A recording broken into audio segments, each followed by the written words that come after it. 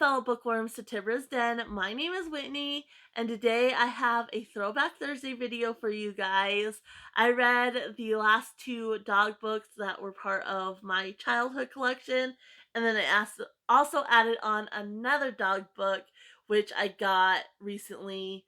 So I did a recent haul, which was my pre-birthday book haul, and then I ended it up uh, ordering a few more books after that. And so this book is one that came because of that. So, but they're all dog books. They all kind of have this wild, dog surviving in the wild element to them. And they're all just really, really enjoyable. So, the first two were kind of funny because they were very, very similar to each other. So, both of them, you have a 15-year-old boy, and both of them, you have this dog that's just trying to basically survive the wild and wants to be with the humans. In the one, it's the dog starts off as like a spoiled house pet and then ends up in the wild. And then the other one, he's trained to be a sled dog. So he's not a pet, like there's no love or anything. Yes, he's part of the human world, but there's like no love. And then he ends up, finding this family, and then he ends up getting taken away from the family and then has to traverse the wild to get back to this family. So he's initially kind of wild and then he ends up becoming more of a house pet, but he still has that wild streak. Um which serves him well in order to get back to the family. So the vibes of the first two books I'm talking about are very, very similar, but both of them were really, really good. So let's go ahead and start with the first one, which is Big Mutt by John Reese. This one, you're in North Dakota and you have this dog, and his family's from New York, like he's a New York City dog, and they're traveling across North Dakota and a blizzard is coming. They panic a little bit, thinking they might get stranded and then they'll have this other mouth to feed.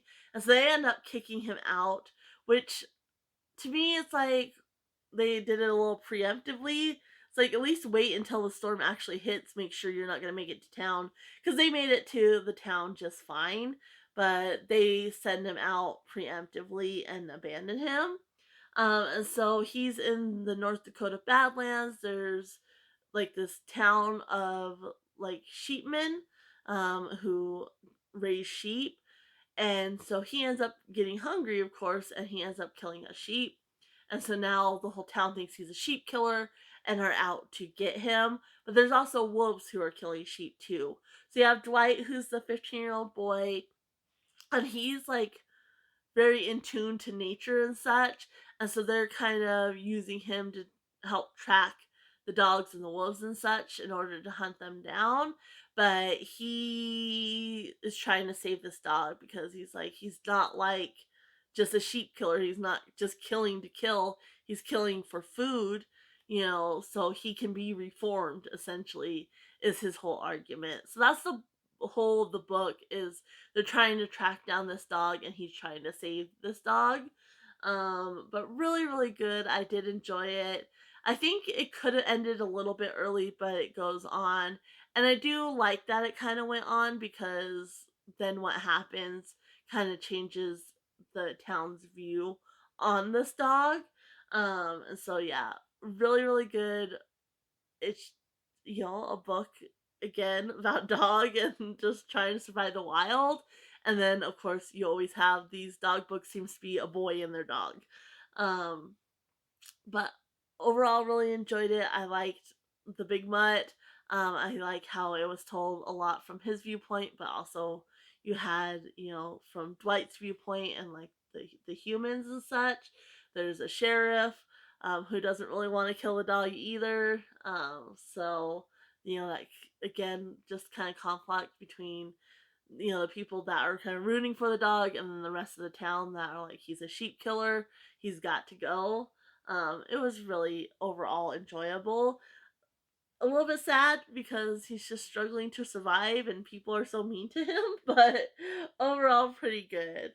Then I read Kavik the Wolf Dog. I don't have a cover on it. And this is by Walt Morey. Morey.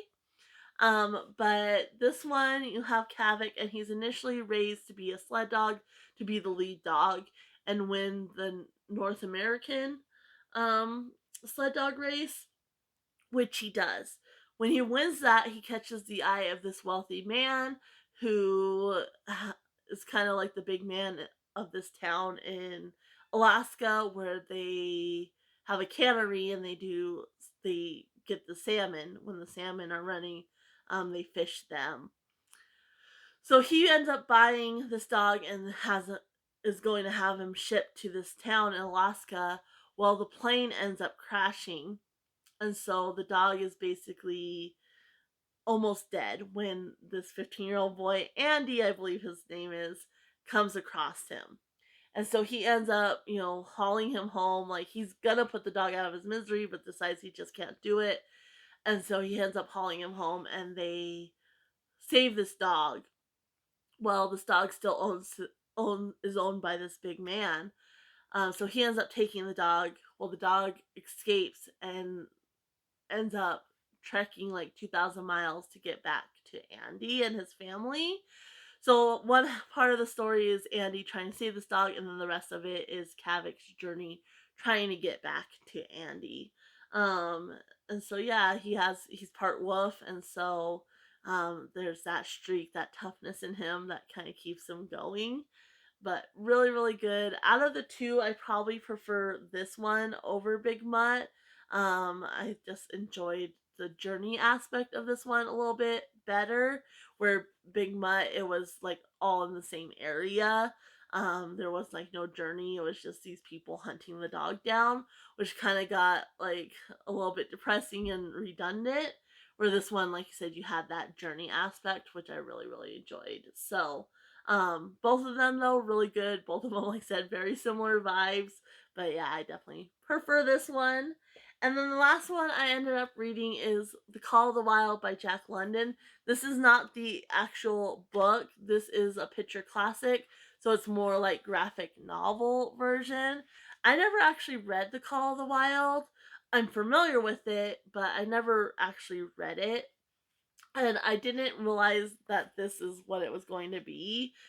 This one I would not recommend. Like, it's obviously aimed for kids to make it a little easier for them, but the story itself is so depressing. And like with the graphics, like you have this dog being hit with a club, you have dogs attacking the other dogs. Like, I mean, it's just very disturbing, and I wouldn't recommend this for kids at all. I mean, if you're gonna do the story, do the actual story over this. And plus, the transitions, like it's obviously very much whittled down and like kind of a summary of the book, but the transitions aren't all that smooth. Um, and so yeah, you get kind of an overall idea of what happened in the book, but it's not. I didn't enjoy it all that much. I'm not a big graphic novel type person anyway, and it took me a little bit to figure out like the order to read the different squares in. Because like this one, you have one on top, and then you have two, and then you have one on the bottom. Which that one wasn't so hard, but there's some of them that were kind of a little confusing about which order I read them in. Um, so I did kind of figure it out as I got used to it, but it took me a hot minute. And like I said, some of the transitions, like one thing would be happening and then they would all of a sudden jump into another thing, which was like, what? Like, what just happened? Like, how did we get from here to here?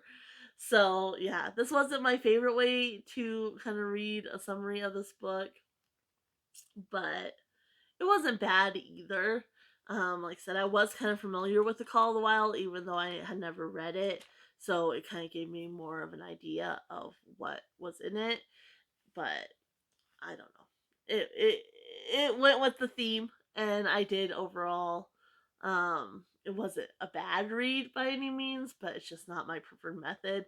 And like I for kids, like with the graphics and such, I'm like, no, that's horrible. It's horrible to see. So I definitely would recommend actually getting the book, not this version of it. But not bad, and it went, with the theme. You have this dog. What I liked about this one though, compared to the other twos, is this dog, again, he's kind of a spoiled house dog, but he always has that wild urge. He wants to go to the wild where these guys are wanting to be with the family. So, kind of a different, like, he's headed in a different direction than the other two were Buck is. But yeah, overall not bad.